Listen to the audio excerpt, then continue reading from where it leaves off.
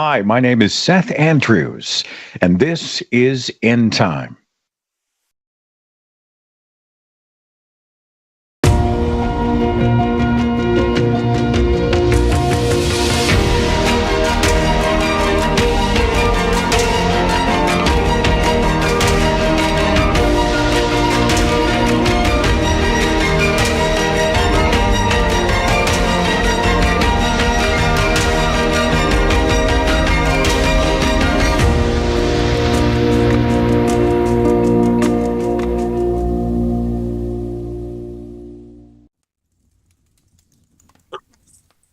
Hello, and welcome everyone to Downtime. Thank you so much for joining us. And we have sort of the full house today. We've got Commander Lance McMillan, Isandring, and with us today, Viper. Viper, how you doing? Good, and you guys? Can't complain. Doing good. How are you guys doing? Pretty good. So now, today's been an interesting day.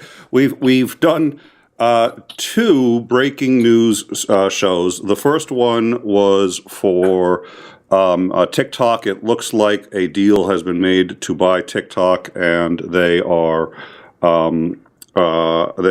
decide to run it by Trump because they want his blessing on it.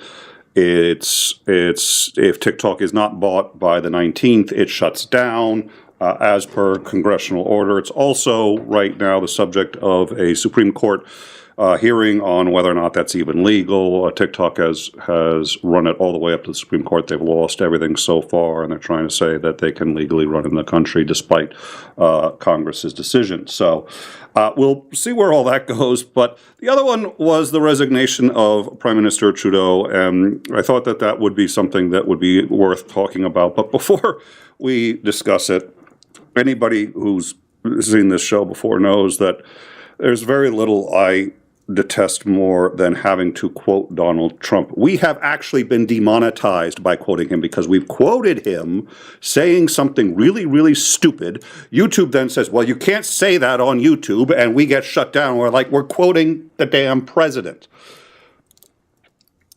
Okay. So, to update our story from earlier today about Justin Trudeau's resignation,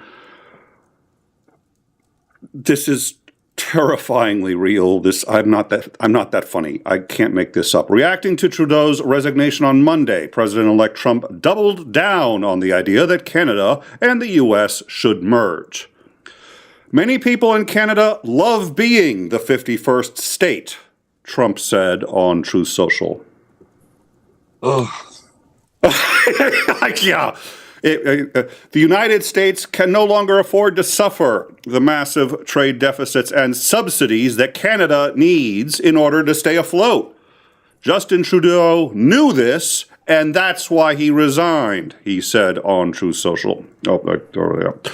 If Canada merged with the U.S., there would be no tariffs, taxes would go way down, and they would be totally secure from the threat of the Russian and the Chinese ships that are constantly surrounding them. Together, what a great nation it would be.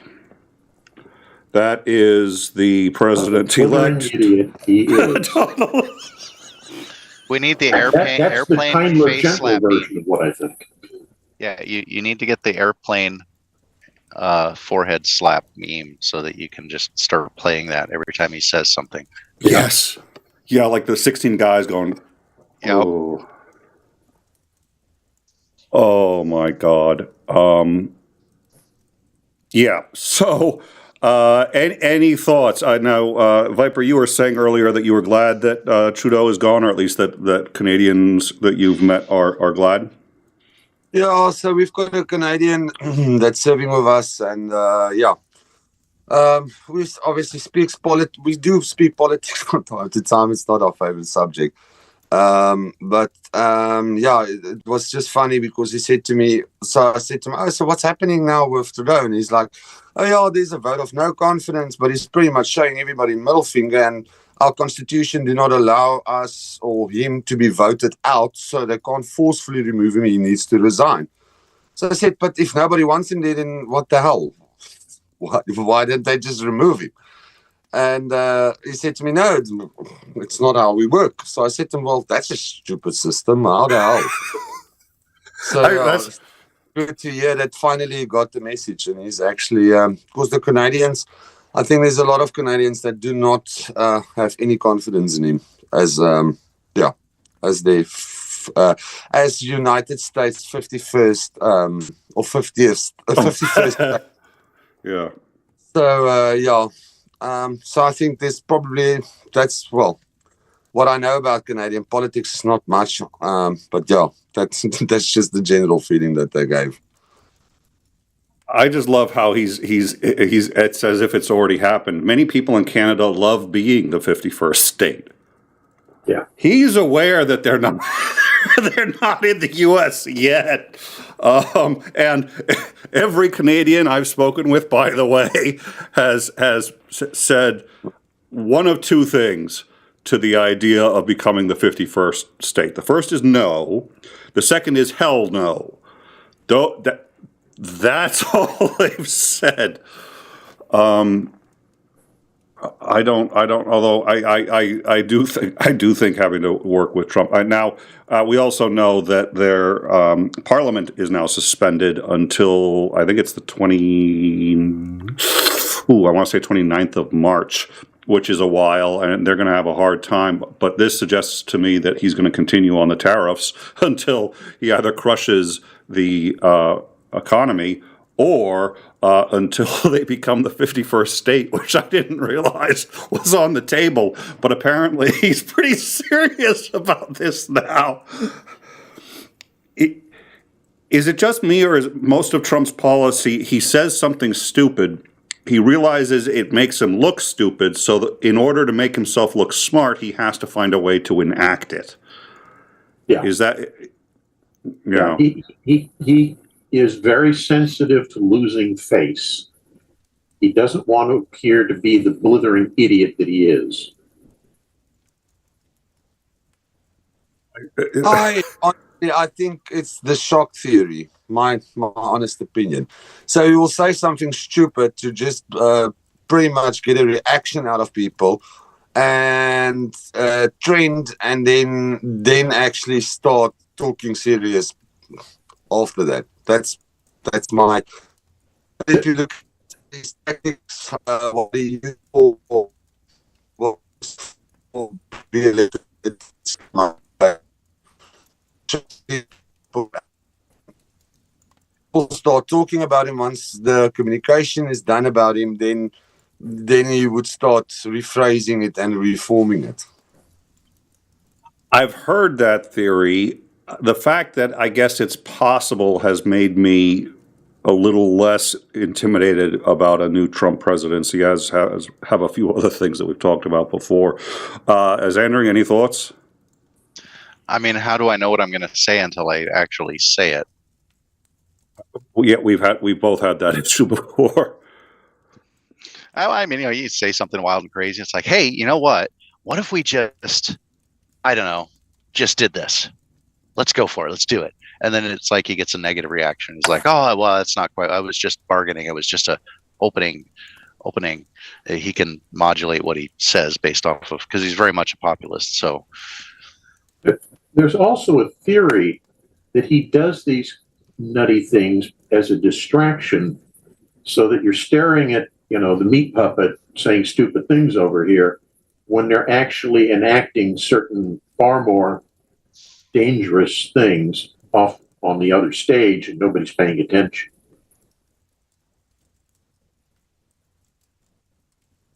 Like a misdirect. Yeah. Or like a magician. It's get everybody paying attention. I don't know. I have a hard time crediting him with that level of intelligence. On the flip side, he's obviously done reasonably well in business. I don't think it's him. I think it's his handlers who use him that way. He's too clueless to know he's being used.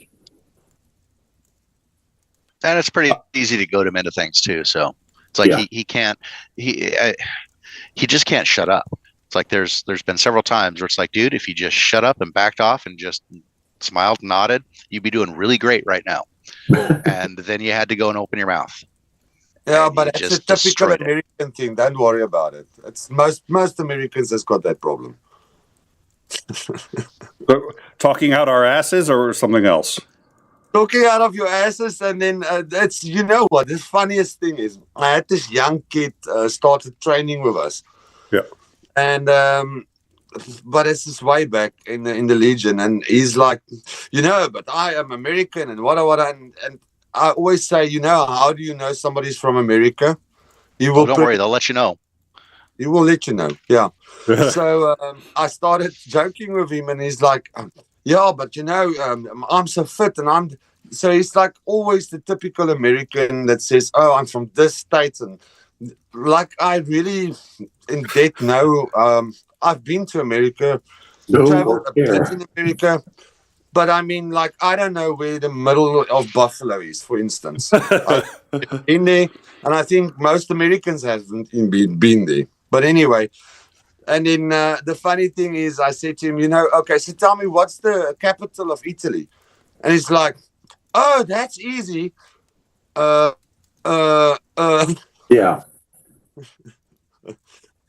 So I said to him, but go and learn that first, and then you start talking about your own country.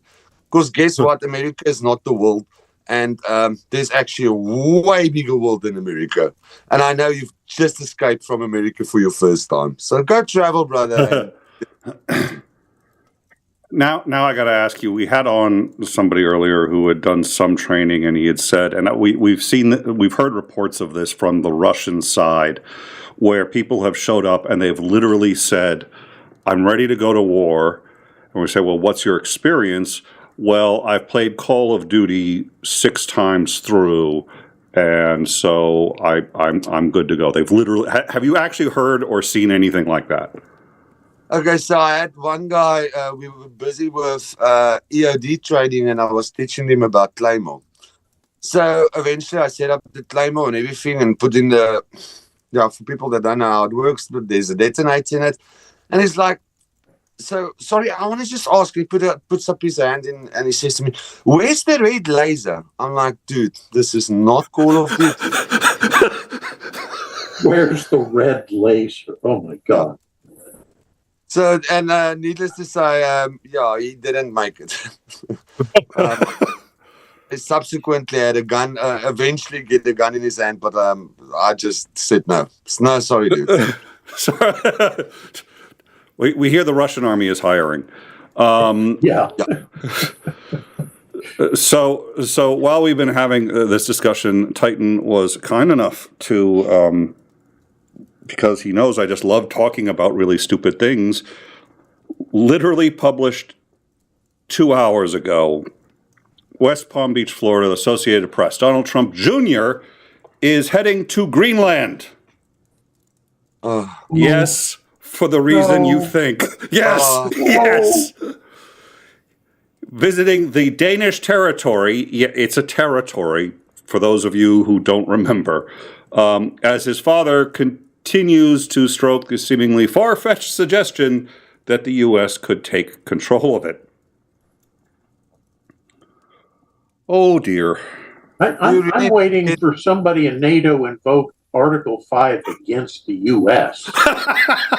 We're rapidly approaching that point with these idiotic pronouncements by the orange turd. I don't even. Why would you want Greenland? Why? I think. Pit. Yeah, even the Danes are kind of going, sure, you can have intent. Please, take it, take it. Oh, well, yeah, Canada may do it. I could see Canada invoking Article 5. I was only being semi-facetious when I said that. Yeah, I know. Well, listen, I remember when Angela Merkel, and I mean, this was disappointing, and it was obviously disappointing to Europe too, where she's just like, we're on our own. And it's not just because Trump is the U.S. president; it's because the U.S. was idiotic enough to elect him twice. Yeah. Yeah. So you said something really interesting. Before we continue, I do want to say really quickly, we're delighted to have Viper here. But those of you who know him, those of you who've seen the show before and seen him here or seen him elsewhere, know that drones are very important. He uses drones for reconnaissance, and he does have a drone fund. If that's something that you would like to contribute to, we have put a link. It is at the top of the live chat. It's pinned up there. It's also in the description. That really does help them out, and we'll probably talk about that a little bit more at the end of the show, but I wanted to let people know where that is in case they wanted to look at it. We are not monetized on this channel. Normally would say would give them super chats. No super chats on this channel, but if you want to donate to that fund, I know it would help them out. And like I said, we'll talk about that again in a little bit. But before we do, Viper, you had said you do not believe in capitalism, and I thought that was a very interesting thing. Democracy. Democracy. It's capitalism that you. Yeah. My honest They're not opinion, the same, Nick. I guess. Thanks, Lance. Humble opinion is that democracy was created by capitalists for the idiots to work harder and earn less money. That's honestly what I think. But then again, I come from South Africa, so. Yeah, democracy after America forced us out of apartheid. It is. Obviously, our country has gone through a very, very rough transition. Let's put it that way. So economically, democracy hasn't really been good for our country. Although, yes, I do understand why and agree with the fundamental change that happened in South Africa. It's just difficult to see a country where I think on the world, something like this, to explain it. Our steel industry was state-owned. We had 𝐒𝐸𝐜𝐻, which was one of the biggest steel manufacturing plants in the world. We had a very, very, very good export, healthy platform in South Africa. And then when the apartheid ended in 93 and in 94, the new government came into power, they sold it to ArcelorMittal. So you know what Indians do? They ran their plants down until there was nothing left of them, made billions out of the country. And that money is in India. It's definitely not in South Africa anymore. Although we are a very, very, very rich country in minerals. We mine platinum, we mine gold, we mine manganese, we mine iron ore, we mine what else? Diamonds. We are a very, very rich country in resources. Now at the moment, we're selling all of that to China and Russia. They manufacture the end product and we buy it at the most expensive price back from them, where we used to manufacture. And take that raw product and actually take it to the end process of the product, which means we make that money. So that's why I'm saying there's a reason it's founded. It's not just. I'm sure it is. I wouldn't be asking just to be provocative. I'm asking in part because Lance has said in the past something that I thought was very interesting, which is laws exist to protect the rich. And so I was wondering how Commander that may dovetail. He's talking about businesses. Obviously, you have the wealthy who appear to be shipping off the raw product so that South Africans can then buy it back. And I don't know. Any thoughts about that as we were referring to democracy actually being sort of a puppet of the wealthy? In the U.S., we only have two parties as it is. Yeah. I think in some cases it approaches what it claims to be, which is representative. Everybody gets a chance to have an influence on how things are decided to be run in their country. But it tends to break down the larger the political entity is. So we're a very large country. And I don't think the democracy works quite as well in that case, because what you end up with is the democracy that's really running your lives is the one at your state or county level. And yet, most Americans, if you ask them who their state representative or their state congressman is to the state, representative body, they couldn't tell you, much less municipal people. All they're interested in is what's at the national level, because they think that's where all the key decisions are made.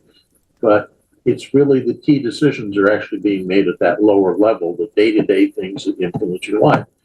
But they never get involved with it. They pay no attention to it. And so, predictably, with no oversight from people who are supposed to be the ones that are acting as the oversight, yeah, it goes south in a damn quick flurry. Isandring, any thoughts?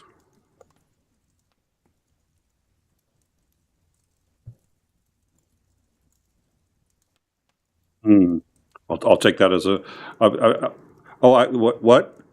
Oh, you think I'm the best host ever? Oh, thank you. You're muted to the outside, though. Nobody else heard that, but you'll have to repeat that when you come back. Okay, perfect. Thank you. And dazzlingly handsome, too. Not a problem. I can absolutely. You're the absolute best host. Absolute best host ever. The bestest, the most awesomest, except every other host that's been. Fucking asshole. All right, well, that's what I get for asking you your opinion. I was just trying to include you in the show. That was obviously my biggest mistake. I know. Some of the biggest problems people complain about when it comes to like democracy, and there's lots of different iterations of democracy, so you should probably be clear about which form you're talking about, because our republic is a form of democracy. There's several kinds. There's direct democracy. I think that's a terrible idea. But a lot of the problems that people most complain about boils down to corporatism, not capitalism. Yeah. And it gets really hard, especially in today's age, to escape it, because as soon as corporations get large enough to peddle influence and have the money to throw around, they start buying politicians. The instant that happens, you're now suffering from corporatism. And sometimes the government embraces it because they want a corporation to do something in their favor, so they offer them something, and pretty soon you have corporations and government getting in bed together, and they're influencing each other over policy, and that tends to never work out well for the common person. Works out really great for CEOs and for politicians, because they tend to get pretty wealthy doing that. And I don't have a good solution to it. A lot of the solutions that have been tried end up with some sort of loophole. They've never been able to close it entirely, and you just cause them to go a different route instead of the route that you could see. And so it's a big problem, and I'm not entirely sure how to solve that problem, especially with the size and scope of governments and corporations today. So, I mean, there's so much anonymity. Nobody knows what everybody's doing. So it makes it really difficult. Well, and you've said this before of the MAGA movement, and people who say we have to just go back to the Constitution and the original document and do as it originally said. And you point out, well, if we do that, we know where it's going to end up because we've already done that before, and that's how we got here. Yeah, and that's my whole thing is, I used to be a big proponent of that.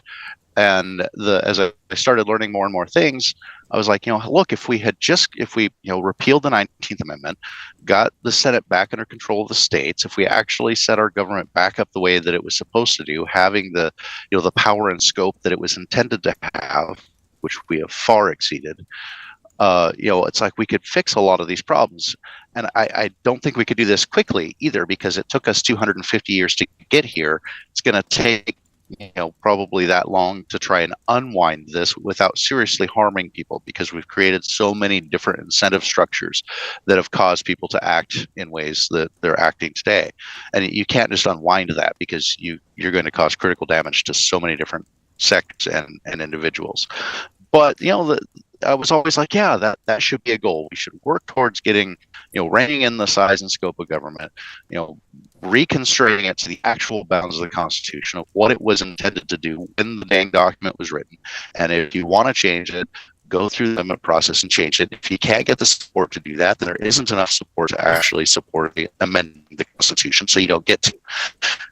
Then a little bit more research into the issue, and one of the things kind of popped up to me, and it was somebody, I don't remember who it was, but somebody had made the comment, it's like, why do you think that anything's going to be different? And I was like, yeah, you're right. We've been there. We had a constrained government. It acted within the bounds for quite a while that it was, restricted to by the Constitution, and we still.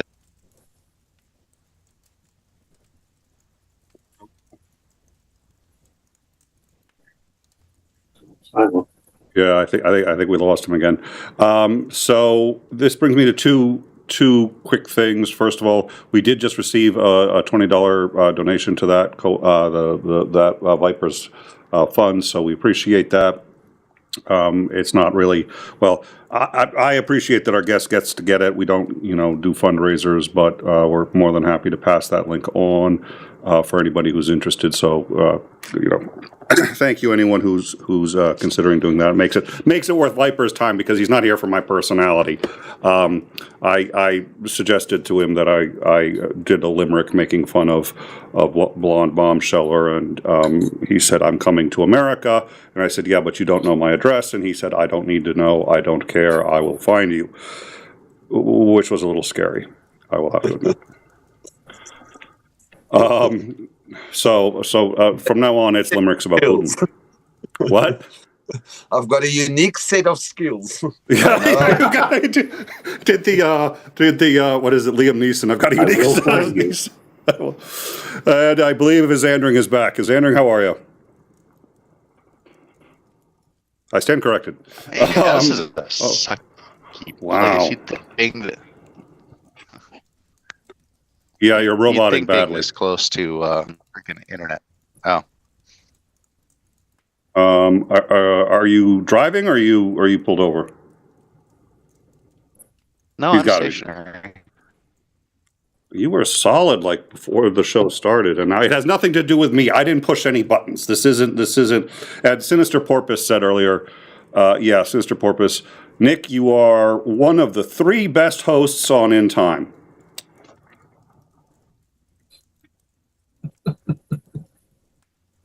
Thanks. Thank you. Probably having trouble because of the black helicopters that are circling his truck. Yeah, exactly. I'm joining his Isandring. I'm getting in the back of his truck. I don't care. I'll just keep moving cross country. I have a feeling it'll just slow Viper down, but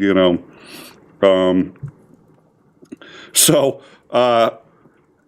I'm enjoying this topic. I do need to go backwards, and the reason is I had forgotten we were talking about Greenland, and I do remember that there was a specific reason. It was a military reason that Trump had thought that it would be important, and so I wanted to ask Commander about it, and Titan was good enough to remind me about it. It was the control of the Northwest Passage. So could you talk about why this interest in Greenland? Okay, so until fairly recently, the Northwest Passage was this mythical way to get from Europe to the Orient by going north rather than having to go all the way south and through either the canal or the Straits of Magellan. But it didn't exist because it was frozen over the entire time. But because of global warming, those waters are thawing out and have thawed out enough that now, at least for parts of the year, it's open to traffic. And they're predicting that within 10 years or so, it's going to be open all year round. So it becomes important. Canada controls most of that territory, the exception being the little portion that's right there at the entry, which is Greenland. So if Canada slant the U.S., 51st state plus the 51st and a half state, end up becoming part of the U.S., then suddenly you control that super valuable maritime route. And I think it's important to point out, a lot of people don't really understand how much global commerce is carried on the seas. Yeah, some of it goes by air, but that makes it very, very expensive. If you want to move something in bulk between continents, it goes by water. So, Trump can't have. I'm sorry. Well, yes, Viper. So yeah, I also all the degree in supply chain logistics, which is pretty much air freight, sea freight, cross continent. And I can tell you now, the bulk trade of raw materials that move in between countries is, I mean, a Panamax 5 can hold up to 50,000 tons. That's a lot of material and a lot of money. So if you look at that, there's reasons why shipping companies like Maersk and MSC, those guys can buy billion-dollar pleasure boats for cruises, because there's a lot of money in that. I'm not up to date with pricing, but I can tell you, like, a 6-foot container from America all the way to South Africa used to be roughly about $3,500. I think it with COVID, it changed the pricing completely, and I'm not up to date with it now. But I can tell you $3,500 times a normal Maersk vessel will probably hold 1,200 or 1,800 containers.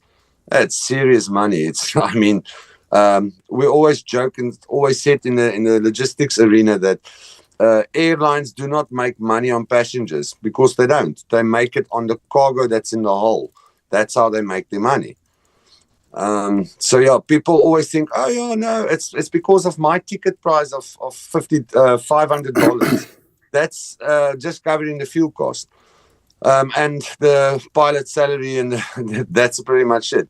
They make their money through cargo. That's how any airline operates. If they really need the cargo, that's pretty much where the profits are. Yep. Yeah, the most profitable airlines are not, United or Continental or Delta or anything. It's UPS and HS, L, or whatever it is. I think it's the initials. DHL. Yeah, DHL. Thank you. Any of those are the ones that are really the profitable airlines. So we've talked a little bit we covered the election live. For most of us, that was extremely difficult as we started to add the numbers up and figure out where things were headed. I don't think there's many add-in time or amongst our viewers who were pleased with the results. We were all surprised to hear that, at least amongst many Ukrainians, they were delighted, and the reason being that Biden had not yet supplied even 10% of the promised aid, and at that point, any change is probably a good one. But that opinion notwithstanding, if we could remove that opinion from the equation, we've always, there's the joke is, if you're an American and you're traveling in Europe, wear a backpack with a Canadian flag on it. And I've been to Greece. I was at Greece when they were, especially, they're like, do not tell anyone. Just say you're Canadian, and only if you're asked. Just that's it. So I imagine their opinion of us haven't gotten worse. I remember the president. Jesus, I hate that. Well, I remember Donald Trump being laughed at the center of the UN as he talked, and he said, "No, they were laughing with me at my." No, they were laughing at. So, I wanted to ask Viper. I know your field of view is probably somewhat limited to Ukraine, but what, in your experience, do you think is the opinion of at least the people in Europe that you've spoken with, both after having elected Trump the first time and now that he's up for a second round? What is their opinion of America and Americans? let me put it this way. There's two things about Trump that from a Ukrainian perspective, one is he thinks of himself as an alpha, which is a very good thing, because I can tell you now, Trump, if you look at I like to go back and look at the past, and that will probably tell you a lot about how a person will react in the future. So if you look at that, Trump and Putin, for one, I can tell you now, will never sit on the same table. Never. That's two alphas, and if you've got two alphas at the same table, and there's a disagreement, the fight normally is 10 times worse than the bite. We always say that. So the thing is, that's the one thing that I'm very happy about. Biden Biden was as old as the mountains, so that was a problem. And I think his administration really tried hard, but bit off a bit more than they can chew, and overpromised and under-delivered quite a bit. Trump, I don't think is going to be way different, to be honest with you. That's my honest opinion. If he decides to go with Ukraine and still continue to aid and things like that, he's going to face the exact same problems. I mean, problems like the supply is not something that you sort out overnight. It will never be something that's quick, and there's a quick fix to it. Although he might speak the game that they will do it, I can tell you now, I don't know what Commander McMillan thinks about that, but supply is a very difficult monster. So that's the one thing. The fact that he's now put an ultimatum to Putin, and Putin pretty much showed him the middle finger. Do not escalate. And what did they do? Just after that, they just showed a new weapon on Ukrainian soil. So I think we'll have to have a look at that, for one. For two, the other thing is he's unpredictable. And I can tell you, unpredictability is a very, very serious thing that Russia will look at, because he's unpredictable. I mean, if you can predict, if he was an easy puppet, the thing is, the Russians bargaining on the predictability of countries, and based on that predictability, they start sketching a narrative, how to infiltrate that. That's how they work. It's espionage 101. I mean, as soon as you can break down leadership of a country, that's the head. If you've got the head, it will flow down to the people. So, and I think, with Trump, if I was Putin, I would be very worried, because Trump is very unpredictable. He might be your friend today, and tomorrow he will just unleash hell on you.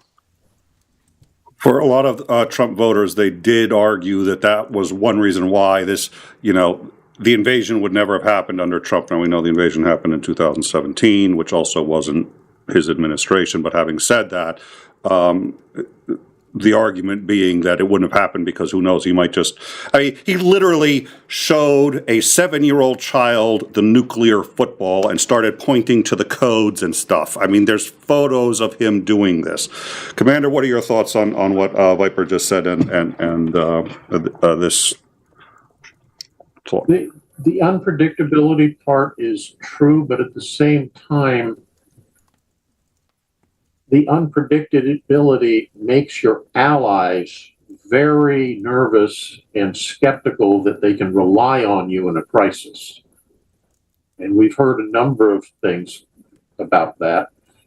That, for example, the EU is actually actively talking about developing a separate military alliance structure outside of NATO, because they felt they could no longer count on the U.S. to be reliable. So there's this constant struggle between wanting to remain unpredictable to keep your adversary off balance, but at the same time be predictable enough to make sure that your allies are reassured by your behavior. Isandring, I'm hoping we've got you. Any thoughts? I do have a question. Is that a bad thing for the commander? I'm not saying that I think that the reasoning behind it is the thing, but is creating its own defense force alliance to take. Is that it? Would that be a good thing? I mean, I don't think it's a good thing they're doing it because they think that the U.S. is crazy and might do anything. I would suggest you look back at European history to where all these alliances that were set up led to, not only 2 world wars, but lots of little wars before that. So that's something that makes me nervous when you hear them talking like that. And that's the thing I think that the U.S. has lent to the defensive alliance structure via NATO, is that everybody knew that there was Daddy who had the big stick that would make everybody fall into line if they got too far out of line. And I think that's a key part of making it work. And people wonder why Americans are so arrogant. Oh, yeah, exactly. But without that, what do you have? You have World War I breaking out because nobody understands how the tangled alliance structure is going to actually end up working. Well, Trump's not going to be a solution to that.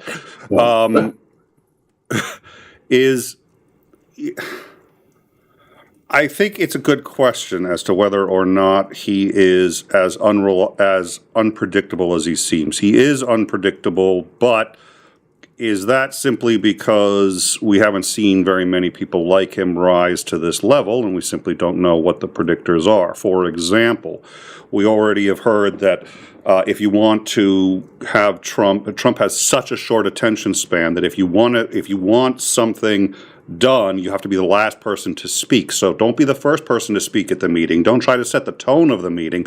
Wait until the meeting's over, then catch him on the way out and say, all of that was wrong. This is what you want to do, and that's what he's going to do.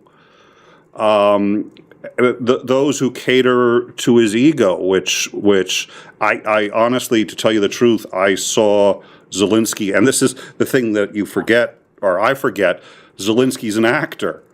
Zelensky has a genuine skill set above what he's been. Again, the closest I can think of is Winston Churchill, who was also a writer and all of these other things.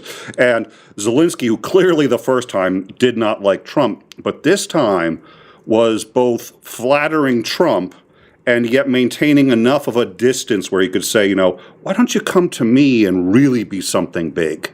Why don't you come help us in Ukraine, and you can see what it's like to really be the biggest man on the block? So he was both feeding that ego, but also enticing him. It was unbelievable, and it appeared to me to work. I mean, Trump for the first time ever changed his tie. And so I'm sitting there going, yeah, he's unpredictable, but I'm not sure that that's because of anything meta. I think that's because we're not used to dealing with a genuine narcissist in the White House. And once we kind of once we decode how to engage with that, he becomes a lot more predictable, both for us here, but for our allies and enemies abroad. And it looks like Zelensky's done it. Yeah, and at times, I know it feels like Trump is the living embodiment of that old catchphrase of, if you give 1,000 monkeys 1,000 typewriters and lock them in a room for eternity, eventually they will write all of Shakespeare's works.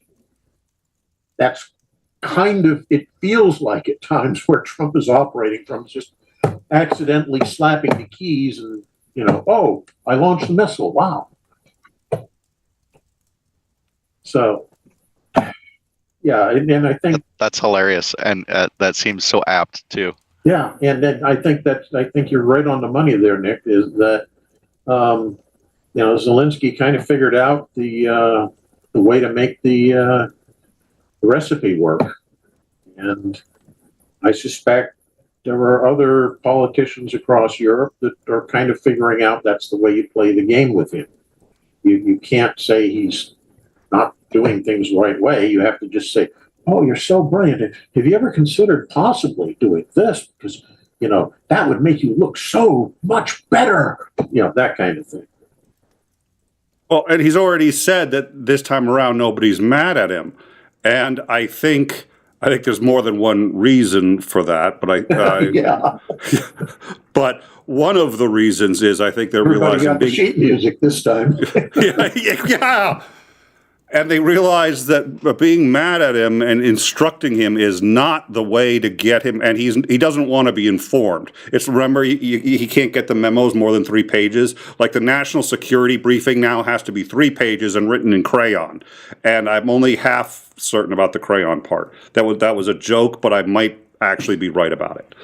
Closer to the truth than you know.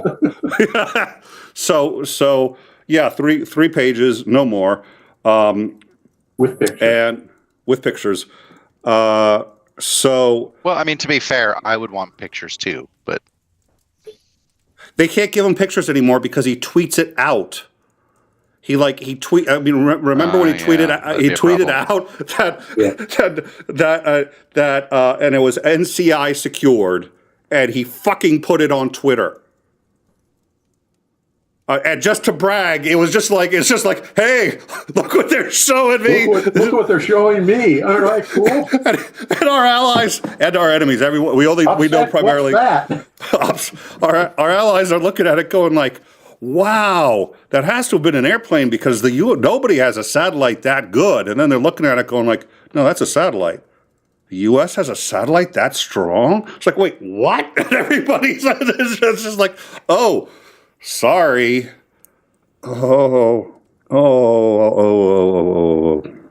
Oops.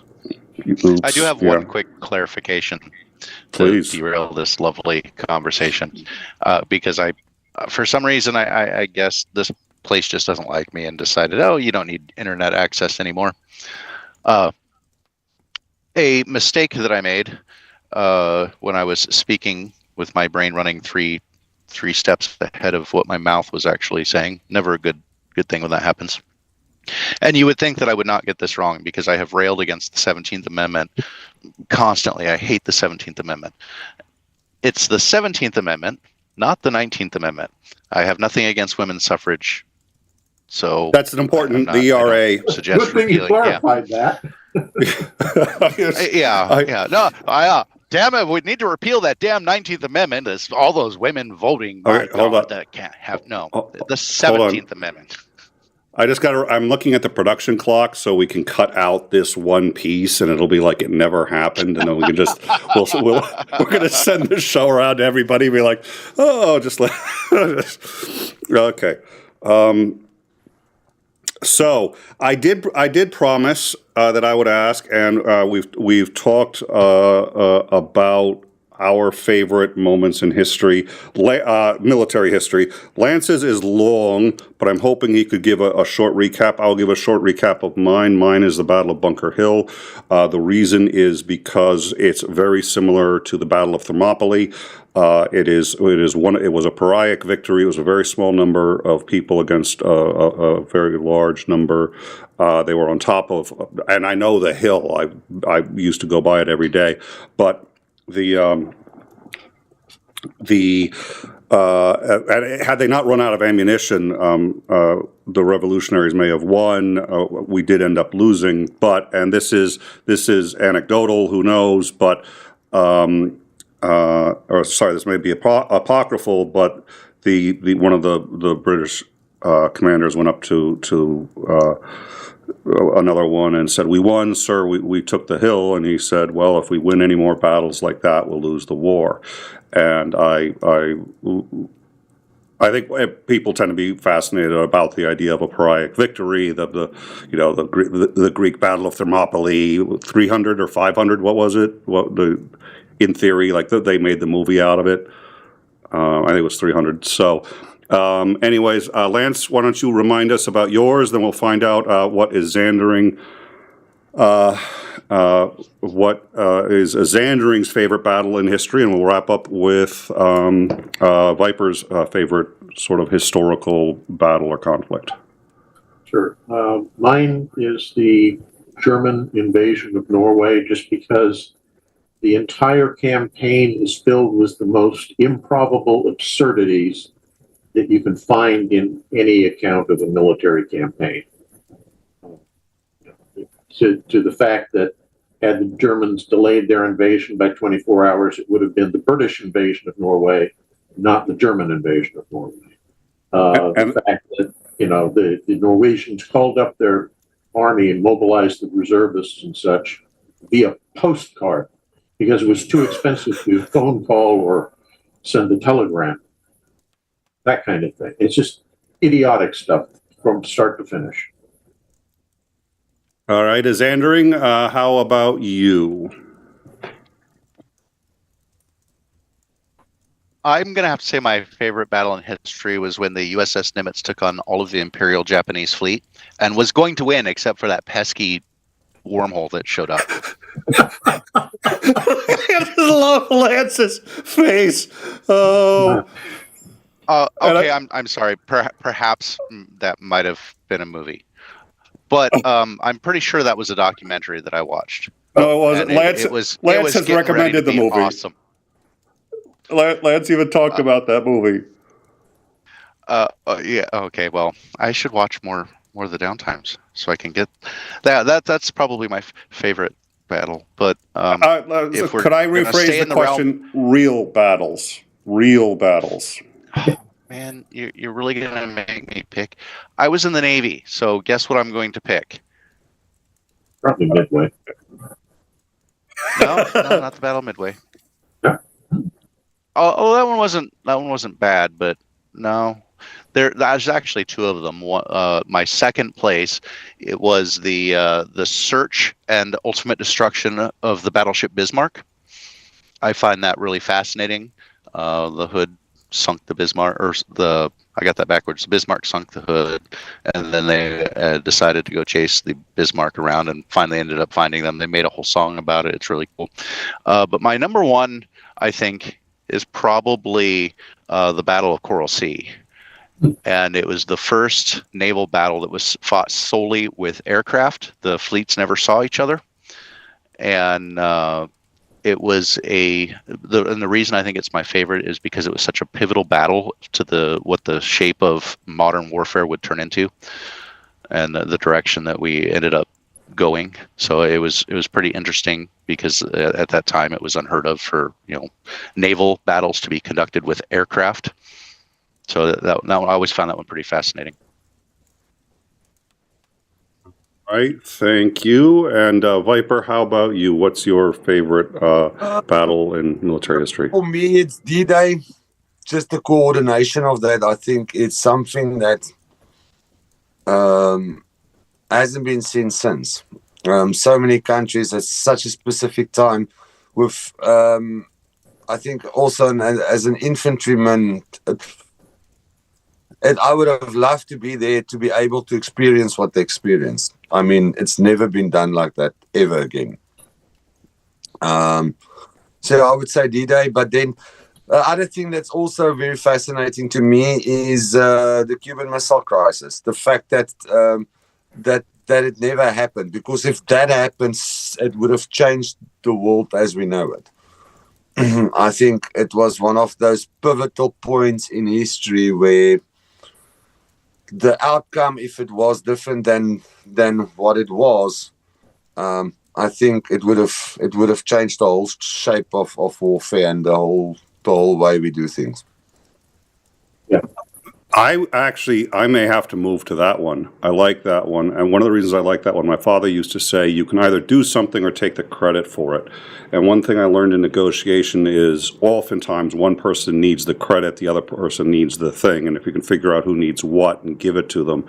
And what Kennedy needed there was he needed to look like he won. He didn't need to win, but he needed to look like it. Because to get democracy, he had to get reelected. He had generals that he was, what's his name? I almost said Putin.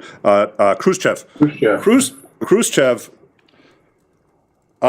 didn't matter whether it looked like Khrushchev won, because he only needed to satisfy the Politburo, and everybody else he could just lie to. I mean, Pravda would print whatever Pravda was told to print. So it didn't matter what it looked like. What mattered was they needed a real victory, and that was the removal of the Jupiter missiles from Turkey. So once we did that, but in a way that the U.S. could save face and say, we beat the Russians, and the Russians didn't care. Like, yeah, I guess you beat us, because everybody who needed to know, man. yeah, aw shucks, we lost the Cuban Missile Crisis. And what most Americans don't realize is we lost that engagement because we came out of it with less than we went into it, where Russia came out of it with more than they went into it. But at the time, it looked like we won, and that was the only way it could have worked. Yeah. So I that's one of the things I find fascinating about it. I'm sure you have, but I think you've made me change my answer, Viper. I think I may have to go with the Cuban Missile Crisis. That's a good one. I would point out, though, that is not the closest we've come to global thermonuclear war. No, I know that. Yeah. Operation Rion, Able Archer 83 was the closest. Now, was one of those times where they were convinced that missiles had been launched, and the only reason we didn't go to World War III was because the Russian guy said this has got to be a mistake and didn't launch? Are you talking about Petrov Day? Yeah, that's another one, and then it was the U.S. Chief of Staff one time who said, "Let's wait until we see."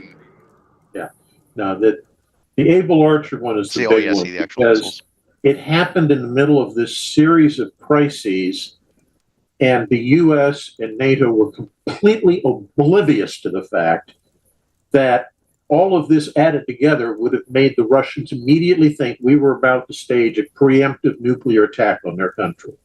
So they're literally warming the missiles up in their silos, getting ready to launch. And we're sitting there going, boop, boop, boop. The so-called red phone was, I think, put in after Cuban Missile Crisis. Cuban Missile Crisis, not that one, but I think that one was. It's not really a phone; it's a teletype. It sounds so much cooler to call it the red phone. Yeah. So I know we did get another donation, and so I wanted to quickly wrap up with Viper. You and I have talked about this before, and I find it really fascinating, just because the idea that, and I know something about the history of warfare. And obviously, Lance has forgotten more than I will ever know, but the idea that you can now, before going somewhere, send your own scout through the air with thermals to see, and you can say, oh, look, there's 16 Russians with their guns all aimed in this direction. Maybe we shouldn't go there. It just seems to me like a revolutionized war, and we're learning a lot about how drones are being used. Drones are, as Lance has pointed out more than once, airplanes, when they first started getting used in war, just rapidly developed, and I think we're seeing that with drones. So you in particular are interested in these Mavic 3 drones that you have been using but have been destroyed with thermals. Could you tell us a little bit about what you use those drones for? Yeah, so it's the Mavic 3T, which is thermal, purely because obviously we want to see at night as well as good as we see during day. It's very important. So that's predominantly used for our reconnaissance within our area of operations. So what will happen is they will literally scan enemy lines. We used to be able to send 2 guys out, 1 guy for as a sniper and then a reconnaissance person with him. So it would have been 2 guys that would have normally crawled slowly and very, very, very securely without being seen to an observation point, and they would then observe and report. That has changed quite dramatically. With FPVs now, they will be spotted and then either artillery will be thrown on them, or there will be FPVs that actually being used for that specific reason. So we use these drones to actually do the reconnaissance for us. And the reason why we did reconnaissance real time is to see if the enemy is going to push, so that we can reinforce forces or react to whatever is the scenario or the objective of the enemy. So that's pretty much what's very important. It's also very important for us to be able to see movement of mechanized equipment, artillery, things like that. So yes, it is also used for artillery correction, to be honest with you. And then they are used, but predominantly they are used for our reconnaissance. And from that reconnaissance, we then can make quick decisions, and we can move around to be able to make sure that and it helps us with losses. It helps a lot with not sustaining huge losses of human life, and that's very, very important for us. And if the line moves past some units, you also use it for reconnaissance when going and trying to open up a way for those units to get out.